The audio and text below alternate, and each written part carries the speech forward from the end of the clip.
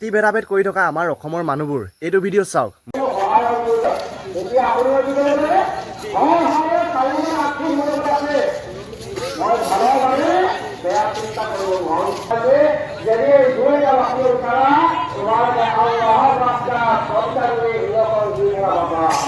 জুবিন দা ঢুকুৱা 6 দিন হৈ গ'ল। তাৰে মাজত কথা কৈছোঁ, যোনটো হত্যাকাৰী মেইন হত্যাকাৰীকেইটা তেওঁলোকে কি কৰিছে, গেটৰ মুখৰ ৰাখি পিনে ভৰিয়ে গচকি দিছে। তাত ঠিক ভাল কাম এটা কৰিছে তেওঁলোকে।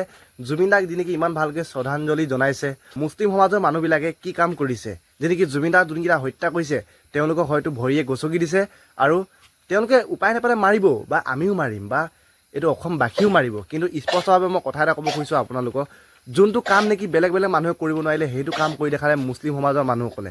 আপোনালোকে স্পষ্টভাৱে গম পাইছে যে এতিয়া যেনেকি জুবিন দাক কিমান ধুনীয়াকৈ শ্ৰদ্ধাঞ্জলি জনাইছে আৰু সেই হত্যাকাৰীকেইটাক গচকি দিছে।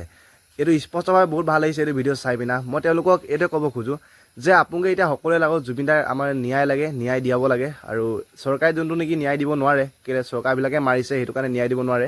তাৰে মাজত মই স্পষ্টভাৱে ক'ব খুজিছোঁ, জয় অসম, জাষ্টিছ ফৰ জুবিন গাৰ্গ। তেওঁলোকক সকলোকে মোৰ ফালৰ পৰা ঈদৰ শুভেচ্ছা থাকিল।